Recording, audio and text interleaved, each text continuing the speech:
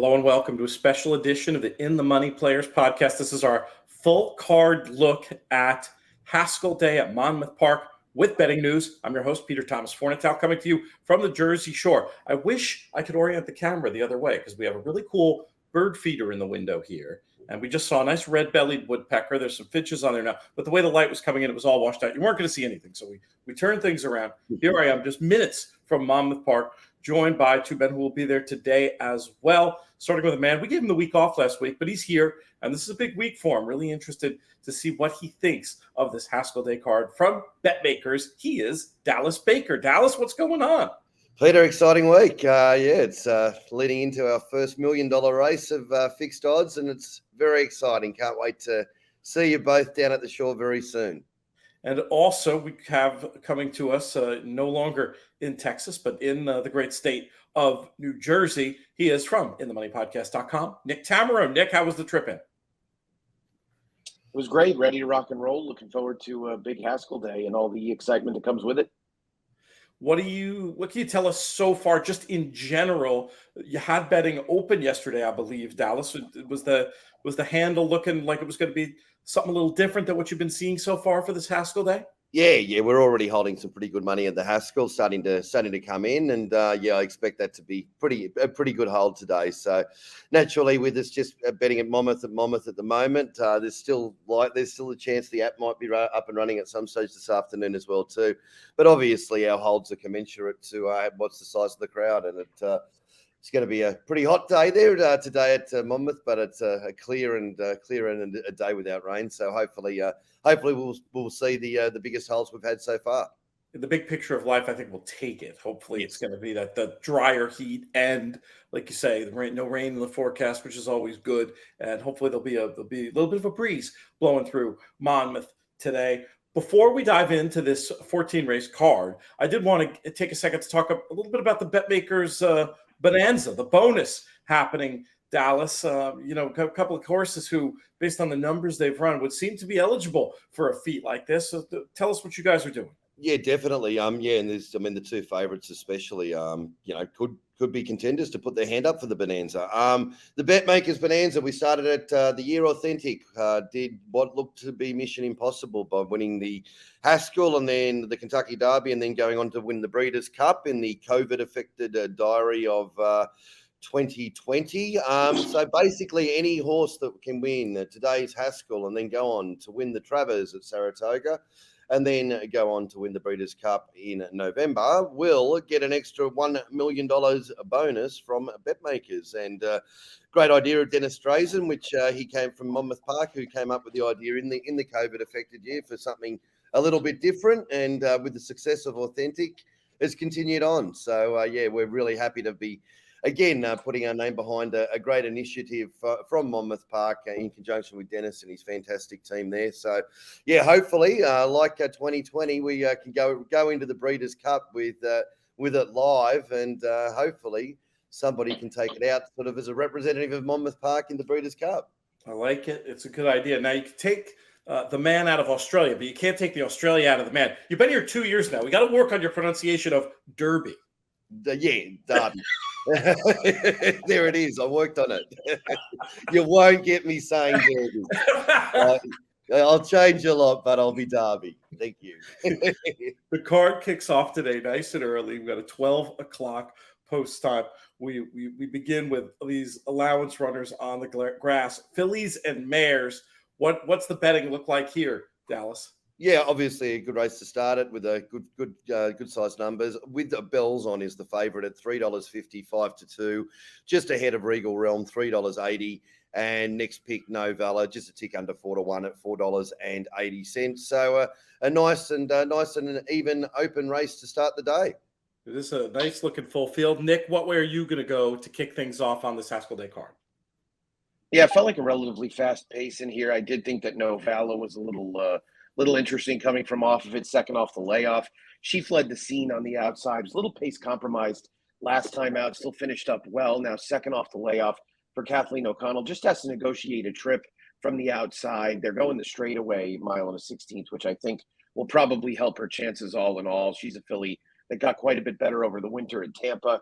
And we see that form carry over on the turf pretty nicely, I would say. With Belzon clearly the one to beat, coming in off a pretty game maiden win at Belmont. You do have to acknowledge, though, that this is a horse that Todd Pletcher's clearly saying is not good enough to win a one other than at Saratoga. That's part of the reason why she's here. But her speed figure last time out, stacked up against these rivals, really makes her borderline a standout. All right, so the key numbers for you there, 2 and 8. Did I write that down right? 2-8-11. 2-8-11. Beautiful. Okay, let's move on to the back half of this early double. 2-year-old maiden special weights going 5.5. Nick, we'll keep it with you. Yeah, I thought that the 5 blamed a rule maker who worked 21 2/5 at the OBS April sale looked interesting. We don't see Colts Neck buy a lot of horses. They're generally a breed to race operation. Reached in and took this one for that price. This colt is a half to the UAE 2000 Guineas winner, who was also a 3-time winner. The dam's a half to grade 3 winner Soaring Empire. So there's reason to believe this one can be ready on debut. The 6 Royal Mover went off 3-1 on debut for Todd Pletcher. Didn't get out of the gate all that great. Ended up picking up the pieces late, but that's turned out to be a pretty key maiden race with Great Navigator coming back to run second in the Sanford. Roll Again Dancer came back to break his maiden in his next start. We were supposed to see on Thursday at Saratoga, but he was scratched. One other one to mention is the 2 Easy as ABC quick workouts for Kelly Breen. Just a 6% sire in 2016 Horse of the Year Arrogate, but this one worked 10 2/5 at the OBS March sale. Paco's in the irons. We'll see plenty of support here as well. Not much when it comes to horse racing is as easy as ABC, and I imagine that definitely applies to pricing up 2-year-olds who haven't run. What approach did you take here, Dallas? Yeah, it's just the same metrics I suppose everybody else does. Looking at the breeding, the connections was obviously a huge factor when it comes to the 2-year-olds. But I think also too, as I often say with 2-year-old racing, and this race is probably a little bit is not overly reflective of it because it's quite a tight bunch market. But it's just taking the chances with the horses that that you look at and you want to be a bit safe with, but then you look back at a lot of these races and you got to have the courage to say that they are 50-1 chances or 20-1 chances or something along those lines and price them accordingly, so then you can actually get the favourite short enough. And the favourite is pretty much short enough. 2-1 is its current price. Easy as ABC, $3 flat in decimal. Just ahead of Nick's Selection, Layman to Rule Maker at $3.80, so between 5-2 and 3-1. And the next picks are 4-1 Freedom Road, so $5 decimal for Joel Rosario. Our first of the day's stakes races comes in race number 3. It's the Wolf Hill Stakes, 5.5 on the turf with $100,000 in the pot. Dallas, who'd you make the favorite? We have made the favourite, number 2, Big Package at $2.70. But good thing about our discussion here being race day morning, we can talk about some pretty good live action. And we have taken some pretty serious bets on the Critical Way. It opened up about the $4.20 mark and is now into $3.80. So floating around that fat 5-1 to now a fat 3-1 into a skinny 3-1. But it's still third pick in the market with Belgrano down the bottom towards the bottom, number 7, $3.20. So a bit better than 2-1. Interesting stuff. Nick, where did you go in here? Yeah, Big Package ended up starting at Saratoga on Thursday, so he's probably not going to go in here, and I think that will perhaps lead to a little bit more action coming on the Critical Way. I like Proven Strategies, who I thought ran well behind Belgrano last time out in the Select. You have the first, second, and fourth place finishers from that race coming back. Dallas mentioned the Critical Way, who ended up fourth in there. Went off 2-1, showed speed, got collared late, putting together a pretty good effort all in all. I just think he meets significantly more pace pressure here, and that really has to help both Proven Strategies and Belgrano, who do their best running late. Last time was really the time on Proven Strategies at 16-1. We're going to get probably more like 3 or 4-1 in here, but I do think the 5.5 with a pace setup really suits him. If you were to rank those 3, what order would you put them? I would pick a 3, 5, 7. 3, 5, 7. Good opportunity for a tangent. What happens if you've already made your bet on the Critical Way and then this other runner, one of the ones near the top of the market, comes out? Dallas, how can folks expect that to work?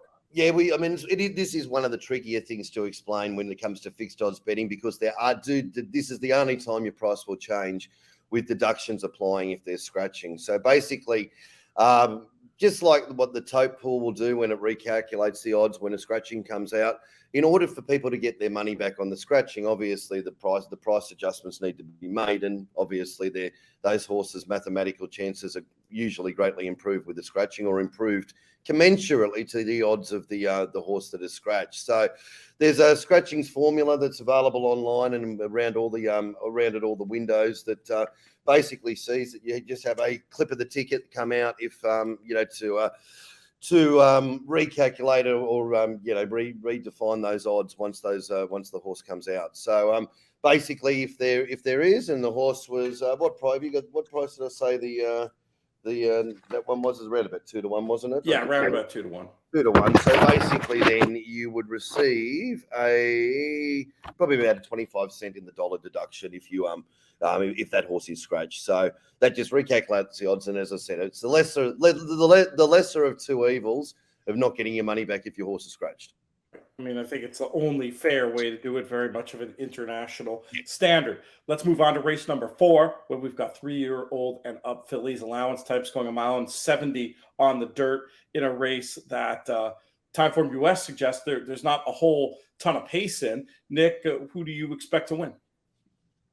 Yeah, I think based on that notion, it would really behoove Manny Franco to put Big Bad Diva close to the pace. She showed some speed most recently at Gulfstream back in April. She's a quicker horse on the dirt than she's been on any other surface. And really, her speed figures make her look tough to beat on paper. I would imagine her drifting down to favoritism when all is said and done. The 5 suspended campaign was claimed by Orlando Noda back in April, and it's had the misfortune of running into wet tracks in 2 straight starts. I think getting back to a dry surface might really bring out her best. She's had limited opportunities around 2 turns, racing almost exclusively in New York, where we're losing 2-turn races left and right, with Aqueduct staying on the main track pretty much all winter. But I do think her late closing style is not a big problem here, given that she can show a little bit more positional speed. And I think you can count on a little bit of pace from the 10 Ready to Film on the outside, who comes back off a layoff and did show some early interest in her most recent start at Tampa.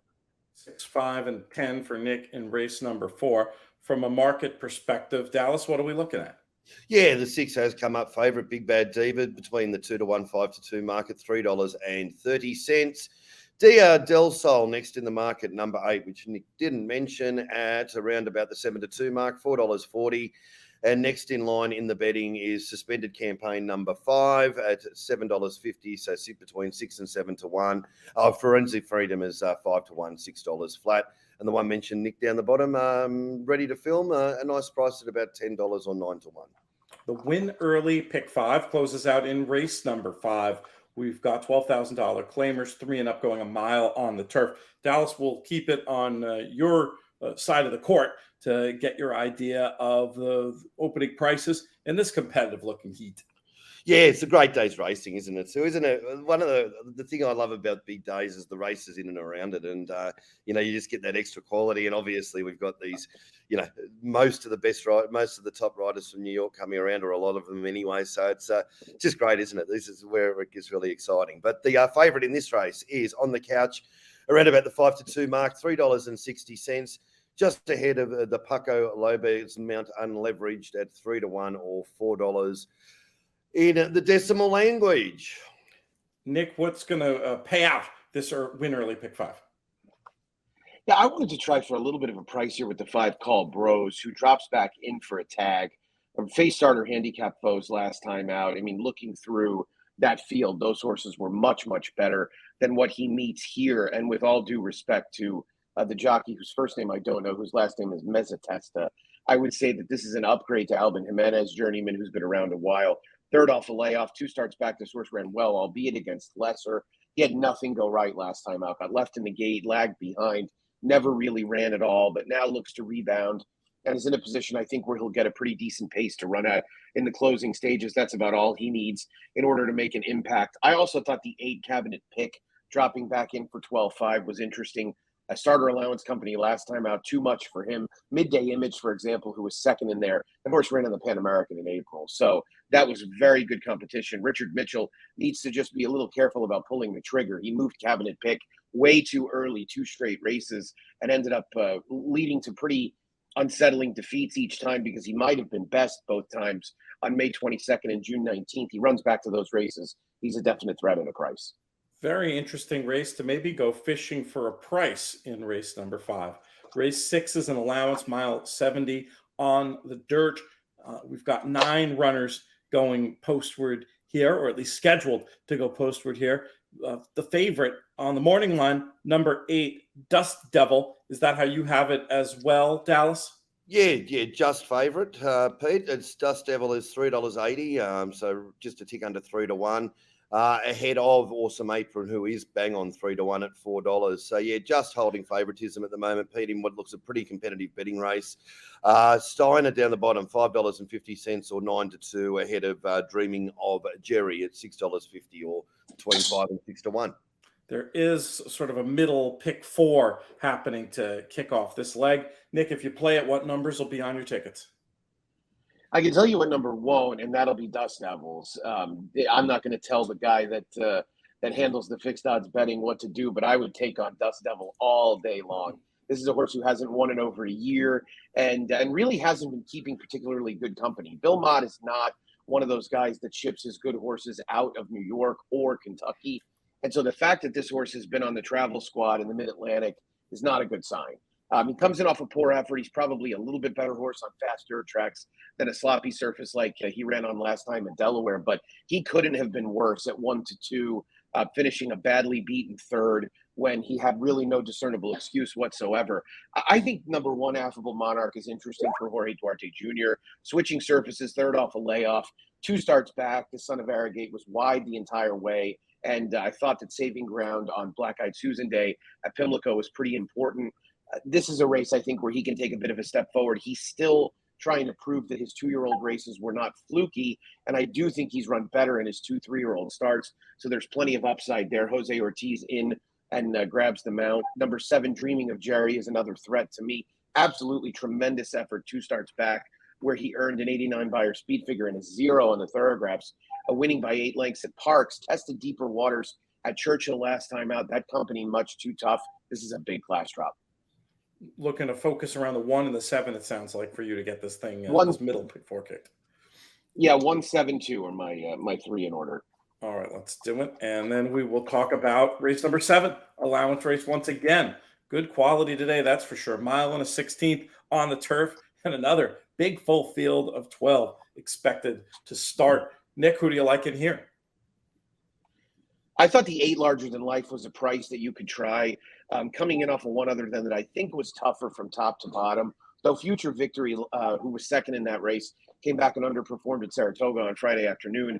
I still feel like Larger Than Life is meeting a field that's weaker than that one at the one other than level. 2 starts back, he ran well with some trouble to be 4th at this level. Just looked like a horse that was going to be a fair price that I think you would want to include at that number. Moving to the far outside, the 12, Leo Monte, Jersey bred, coming out of a Jersey bred stake race, chased the pace and tired. That was definitely a better field than this one. He's Pure Gold, who won that race. We'll try the UN later on in this card. I also wanted to mention the 9, Montauk Summer, who got trainer Mike Deeney off the duck on June 24th, now goes second off a layoff. Versatile in that he can sit a little bit off the pace, and it does feel like the tempo in here should be pretty strong. Dallas, this looks like a potentially tricky one to price up from a fixed odds perspective. How did you do it? Well, hopefully we've got it, or not got it right, but got it a little bit wrong, because Nick's a couple of their Nick's mentioned are really nice prices. I'll just mention the one that Nick had on top there, Larger Than Life. $14, Nick, for you, if you don't mind. 13-1. That doesn't sound too bad, does it? Leo Monte, your next pick was $5.50 or 9-2, and Montauk Summer, another good price, around about the 11-1 mark, $12 decimal. But yeah, as you alluded to, Peter, it's a nice wide and open race, that's for sure. The 2-Step and Kluki is the favourite, just at a tick under 3-1 at $3.90, just ahead of Dominate the Moment, number 10 at $4.40 or 7-2. But yeah, it does look a very competitive betting race. The graded stakes portion of the card kicks off with race number 8, the Grade 3 Monmouth Cup. On paper, looks like a bit of a match between number 6 Pipeline and number 7 Highly Motivated. Is that how you priced it, Dallas? Pretty much, Pete. It's as close to equal favourites as you possibly can get. $2.15 is your current favourite for Pipeline. So we're talking about between the even money and 3-2 mark for both of these. And Highly Motivated, $2.20. So a bit shorter than 3-2, I should say. $2.20. So they're basically the duel before the race is for favouritism, with Pipeline just favourite.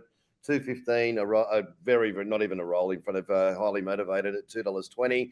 And the only other one under double figures is Rough Sea at 6-1 or $7 decimal.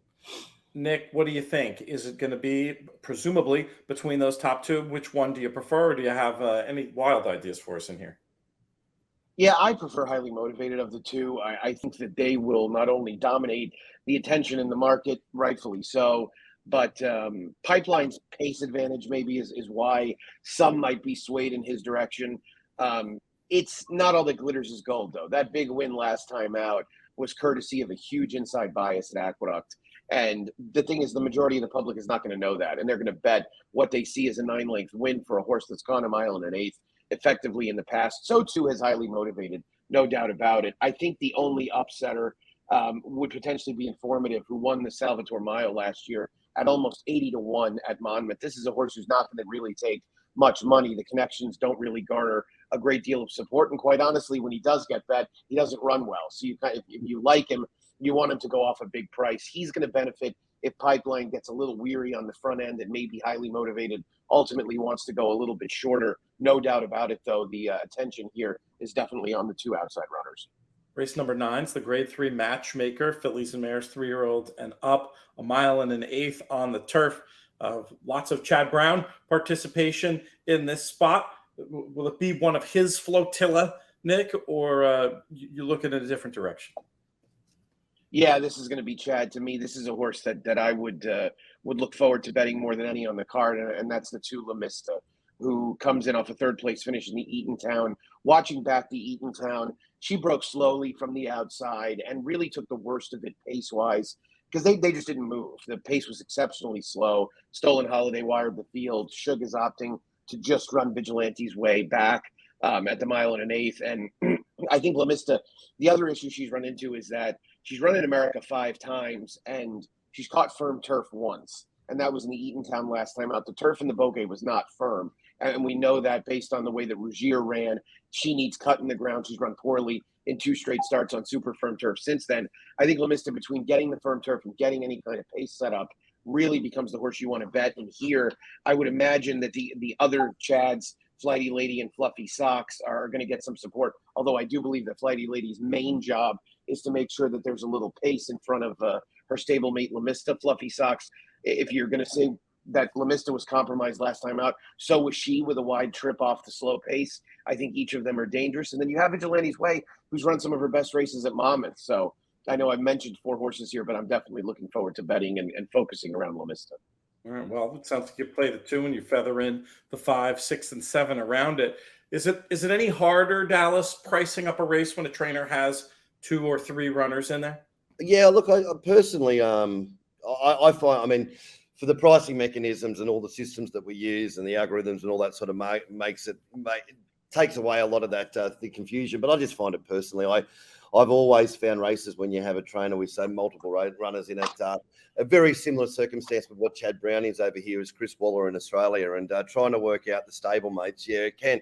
I personally find it head stuffing. So yeah, but as far as churning out the prices, the systems are all in place to do so. And in this case, they've said Chug's in front of Chad. He's the slight favourite at $3.40, so a tick under 5-2, ahead of Fluffy Socks, $3.70, so a little bit longer. Sorry, I should say in head of Flighty Lady at $3.60 and Fluffy Socks at $3.70, so a little bit better than 5-2 for both of those.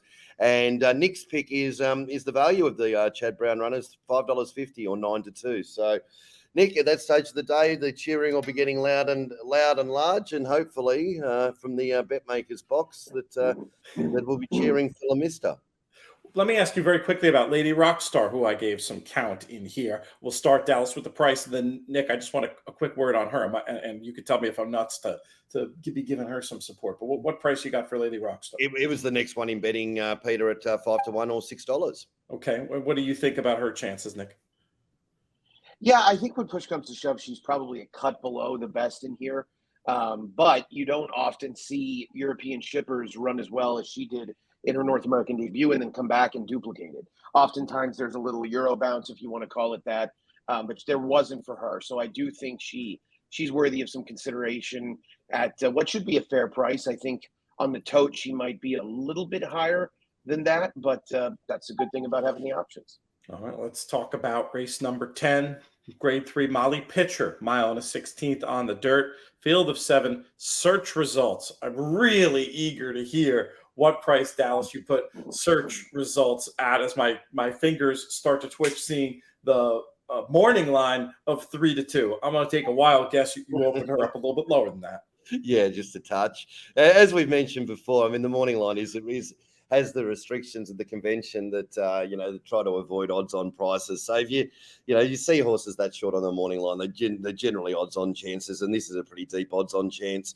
$1.45, so a tick under 1 to 2 research results. So there's your 3-2, Pete. Sorry, mate. Oh well. We're generous, but we can only do so much. That next pick is Bonnie South around about 7-2, $4.40, and the other two under double figures are Best Stream at 5-1 or $6 and $7.50 for Army Wife. I mean, honestly, I think 1-2 is reflective of search results chances in here, and I'd personally rather back that than lay it. But Nick, how do you see it?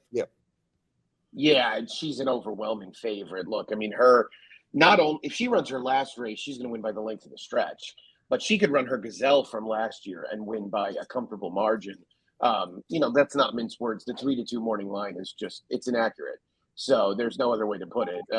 In fact, looking at things from a comparative standpoint, how is highly motivated a shorter price on the morning line of the Monmouth Cup than search results is in this race, right? I mean, she towers over this field. Highly motivated, at least as a stablemate that looks like he could be competitive. I mean, if you're looking for, as much as I think Jack Christopher is going to win the Haskell, if you're looking for a likeliest winner in the stake sequence here, it's clearly search results. Do you like anything to come with her, or is she stone cold for you? I mean, I think as far as multis go, I wouldn't use anybody else. I just think you're probably wasting money. Army Wife would be the next horse I'd be inclined to use. She's run races that would make her competitive, and it looks like she's now kind of back in form based on the win at Thistledown. But there's no doubt that Mike Maker is definitely taking a very cautious approach to getting her back into graded stake races, and was probably hoping he didn't hook a horse like search results when he got her back into them. Fair enough. And anything else for underneath at Exactas or anything like that, or just pretty much of a cold 3-4 for you? I thought the horses that were going to be bet all looked obvious to get in the money. Bonnie South is maybe getting a little long in the tooth, but she's going to appreciate facing weaker horses in here than she did in her most recent start. I could see maybe a little support for Penny Baker underneath, who might be better with more distance and clearly underperformed last time out at Churchill for Mike Stidham, but she's going to have to rebound pretty quickly. I was going to try to say that maybe Army Wife gets a little bit gas chasing search results, and I was going to play just a cold 3-7 as far as Exactas go. Just Bonnie South, I don't think she can land a glove on search results, but I think she's got an awfully good chance to pass some tired horses late if search results gets them all off the bridle early, which I suspect is a likely scenario. Let's talk about race number 11, the Grade 1 United Nations, a 1 3/8 on the turf. Very eager, Nick, to get your thoughts on this race. Yeah, I wish I had something more clever. As much as I've dumped on Gufo, I think that he just might be better around 3 turns. And I think that he was probably the most compromised in the Manhattan because he was wider. And you clearly want it to be towards the inside on that inner turf course. Maybe not as pronounced as we've seen in past years when the rails are taken down for the Belmont Stakes Racing Festival. Adamo did have some traffic-related trouble. I thought Adamo really, start to finish, did not get a particularly great ride from Flavian Pratt. He was a little bit indecisive early. He probably could have gotten a little bit closer. I don't think they were beating the winner. the question becomes, what do you do with Tribhuvan this time around? I mean, he was 19-1 last time out. He's going to be probably a quarter of that in here. I think he's also going to meet more pace pressure, which only goes to help both Gufo and Adamo. So I feel like when push comes to shove, one of the Manhattan alums will win the race and probably not the Manhattan winner. But that was all I could find. I wanted to try to tell a story about Temple in here, coming back off a bit of a layoff for Mike Baker, and I thought maybe you could conjure the excuse of moving a little bit early into the fast pace in the Pan American. I will say this was another one looking at the morning line. The 6-1, I certainly wouldn't want any less than that. And I was hoping maybe I could get a little bit more. What does the market look like for this one, Dallas? For you, Pete, we can accommodate you on this one, mate. $9, 9-1 it is, Temple, $10 in decimal language, but it looks a great race on paper, and it's probably even better betting race on paper as well too. Nothing between the top three. We've landed with Tribhuvan as favourite at $3.50 or 5-2.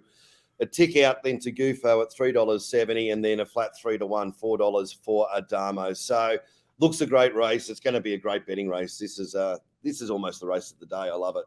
Do you give Temple any count at that kind of price, Nick? My problem, I bet Temple 2 starts back, and he had an absolutely perfect trip and won by a length over Shamrocket. So, I mean, that's my worry. And yeah, he moved. The running line actually belies his performance last time out. It looks like he made a middle move. He really moved as Gufo moved, and Gufo just absolutely blew by him. So that's kind of my concern. The angle is Maker off the layoff in a distance turf race, right, which we've seen over time him do exceptionally well in these races. But I almost feel as if you asked Maker, he would tell you the fact that we got a graded stake race with this claim is about all we were going to be capable of getting. Fair enough. We can't wait to see how it plays out. The day's featured race is race number 12, 5:45 p.m. Both these grade ones you can watch on CNBC. Our colleague Matt Bernier will be part of that coverage. Hopefully we'll get to see him over there today. And the big one is the Haskell, TVG.com. Haskell, $1 million in the pot, mile and an eighth. We talked about the potential match race before. This is another one. Shapes on paper like a potential match between Taba and Jack Christopher. Another one. Look, there's no equity in bashing morning lines, but this was one that I think surprised a lot of us with on the morning line, Jack Christopher actually being the second choice, even 3-2 to the 7-5 of Taba. I thought he looked like an even money shot. And I believe that's the way the fixed odds betting came out, with Taba all the way out at 5-2 to Jack Christopher's evens. Dallas, you correct me if I'm wrong on that. This is one where I'm really hoping we have some betting news. Yeah, we do. We have a lot. And it's great to be able to talk about live betting action. We did go up even money Jack Christopher, Peter, but there's a lot of marketing in that as well too. I've got to be honest. Our markets and our numbers have it around about a 2's on chance, so $1.50 chance, $1.60 chance. Whoa. But we thought first $1 million Group 1 race, we want to put something up a little bit more competitive for the those that wanted to get on early.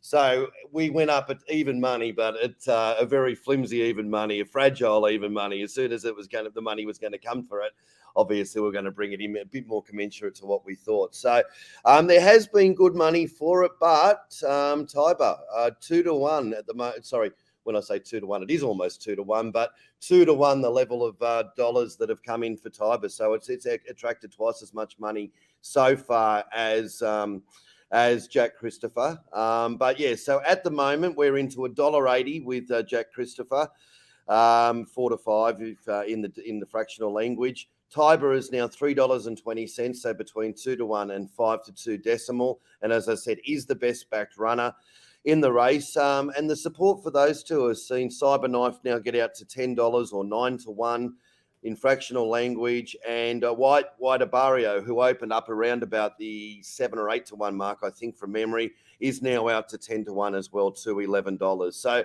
really the early indications, it does look like a bit of a match race on paper. And that's the early indications with the betting. We pretty much most of the money being held between those two. And a little bit of specking for the other runners at longer odds, which we have. It's been a consistent play at Monmouth. The big price runners get a little bit of love, but yeah, it's already shaping up as a very, very competitive betting race. But the news at the moment is Tiber is the best backed runner. Interesting. Nick, you already tipped your hand that you're a Jack Christopher fan in this spot in one of our earlier discussions. Tell me what price you would still be getting involved at. Probably more than Dallas just said, but I mean, I think Jack Christopher really is about a 3 to 5 shot in this race. So, I mean, if you were getting a little bit more than that, if you were getting the even money that he started at, I think I could back that for sure. But I just don't like Taba. I don't. I feel like everybody who likes Taba or is betting Taba in this race, it's almost as if they want to say, I think Bob Baffert's going to cheat to win. Right. I mean, I don't know what other way to put it. Right. I know that probably seems harsh, but it's Bob training the horse again really doesn't make much of a difference. Right. He ran on Bob's training in the Santa Anita Derby. So maybe he didn't run on Bob's training in the Kentucky Derby, but he ran on training from somebody who was at the knee of Bob Baffert for years. So I don't know what it is about him that would make him seem like he's going to get so much better. He's not really training all that great. He looks okay, but he doesn't look any better than he did earlier in the year. So I don't know if him coming back from the layoff is really going to be helpful. Jack Christopher's really, really good.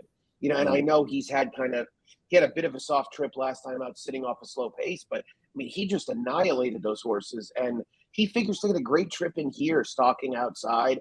I think this is the right place to try him around 2 turns as well, given that Monmouth is a track that being forwardly placed generally is beneficial. It just seems like a great fit for him. It does seem to me that the sharp mile and an eighth is perfect. He does still have to answer the question, which, just looking at his pedigree, you don't necessarily think a mile and an eighth. You look at looks, pedigree, sprinty. You watch him run in the afternoons, he shapes like a sharp mile and eighth, going to be absolutely fine. I think part of it with Taba is I think a lot of people are just willing to take the line right through the Derby and then project a little bit of, you project some speed figure improvement for age for a trainer who's won the race 9 times. I'm not as cynical about the reasons for support of Taba, but I want him to prove it. And I think you're right. I mean, you might look down and see, okay, look at all these bullet workouts, but watching him work, this is a horse who, he worked better ahead of the Derby, but was historically not a great workhorse, and doesn't seem like he's a particularly great workhorse now. I think he's run into one in the form of Jack Christopher, and I'm interested in the idea of Jack Christopher winning this with Cyberknife running second to him, and maybe Taba running into a little bit of trouble, whether they decide to gun with Jack Christopher or whether Jack Christopher sits at Taba's throat latch and makes the move on the turn. I think our opinions are pretty similar, but I felt like I'm a little bit more respectful of Taba's chances. Who do you like to run second here, Nick? I could probably cold punch over Cyberknife, or even White Barrio. I think somebody coming from a little bit off the pace probably has an edge. I'm thinking that ultimately everybody gets bottomed out chasing Jack Christopher. So I would probably use those two underneath. I think that the way that it unfolding that way makes sense. Let's move on to the two, we'll use the industry term, walkout races, but, the hardcores among us will still be there firing away. Race 13, and these are, I should have pointed this out, there's the all stakes pick 4 from 9 to 12, and then the pick 6 includes the last 2 races. I'm going to double check that to make sure I'm not saying it wrong. But we've pick got 5 this does for sure. Okay, let's see. I think that's what it is. I did misspeak, so thank you for that. The pick 5 does include these last 2 races, so very important for horizontal wagering purposes. That one starts in race number 10, and that's a guaranteed pool 200,000 that starts in race number 10. So important stuff. This maiden claimer goes as lucky race number 13. Who's going to win it, Nick? You can tell by me telling you what races the pick 5 spans that I'm already considering betting the late pick 5 that includes the 13th and 14th races. Because this race looks like it has a standout. Request for Proposal is taking a big class drop. Obviously, Dave Duggan played with fire, claiming off of Chad Brown for 40. And the way this horse came back against 40 claimers at Belmont makes it clear that she can't be competitive at that level and needs a drop. And so she's getting the drop down to 16. I mean, this is a different group of horses compared to what she's been facing. It's much, much weaker. She should get the job done. Blinkers going on might sharpen her up a bit early. I thought she loomed kind of a standout. The only horse I think I could make much of a case for as an alternative is the 2 War in Paradise, who's also on the drop for Claudio Gonzalez. Blinkers are going on, and she showed some speed in the past. I think that might lead to a forwardly placed trip. So it'll be mainly 6 and a little bit of 2 for me. In the morning line, request for proposal, a pretty nice looking 9-2. What do you have her priced up at, Dallas? 5-2, Peter, $3.50. And I think we'll start favourite. Love Unlimited down the bottom, number 12, $3.90, so a tick under 3-1, and a tick under 4-1 for War in Paradise, $4.80. Next two inline, Luna's Treasure and Open the Gate, both at 5-1 or $6. This long and competitive and fun day concludes in race number 14 at 6:49 p.m. $7,500 claimers, fillies and mares, 3 and up, 6 furlongs on the dirt. Nick, you said you're going to be playing this late pick 5 that kicks off in race number 10. How are you going to get paid? Yeah, it's funny in this race is you look at the conditions and you see it's listed as a $7,500 2 life. And I don't want Dallas to get involved in talking about the way we write races here, conditions or things like that, because it's not going to be pretty. And he's going to be right. But Alarm Clock won for the second time last time out. So you wonder, how can she get in? Well, she's a 3-year-old, so that's the only way that she could qualify for this race. It kind of makes her a standout, right? I mean, she beat a number of these horses anyway. She beat Folk Hero. She beat Luscious. She's clearly the horse to beat. She was claimed for a 3rd straight start in there. We'll see if she can continue to perform at a high enough level. It doesn't have to be sky high, admittedly, to beat these horses. I thought maybe for a slight upset, the 8 expect to be ready on the drop as well. 12.5 down to 7,500. The thing about this drop is that they're going to the basement, right? So 12.5, if it was 12.5 to 10, it's a drop. If it's 12.5 to 7,500, they're going right to the bottom. So they're looking to go as low as possible, claiming price-wise, to get the desired result. I think expect to be ready will improve. And I think being stuck inside last time out, maybe not the best situation, but I think you're going to want to include the 5 in any kind of multi-race play along with the 8. All right, good stuff. I love it. Dallas, pricing-wise, what are we looking at for the final time on this Haskell Day card? Yeah, expect to be ready. A nice price. That'll get a nice cheer home to win the last, around about the 10-1 mark, $11 in the decimal world. But our favourite to finish off the day is Alarm Clock at $2.90, a tick under 2-1, $4.60 for Folk Hero, so 7-2. And I should have mentioned Blindside, just a bit shorter than that, at $4.20. So not the greatest quality of race to end the day, but a pretty competitive betting race nonetheless to finish things off with. Can't wait to get over there. Going to be hot, but going to be busy and going to be fun and just incredible racing. Everything racing fans say they're looking for. We've got on display at Monmouth today. Look forward to hanging out with this cast of characters, and hopefully we'll see some listeners and viewers over there as well. We'll thank Dallas and Nick and sponsors of the show, Betmakers, one more time. Really appreciate all of your support, and ready to see what happens next. This show has been a production of In the Money Media. Our business manager is Drew Coatney. Our chief creative officer is Jonathan Kinchin. I'm Peter Thomas Fornatale. May you win all your Haskell Day photos.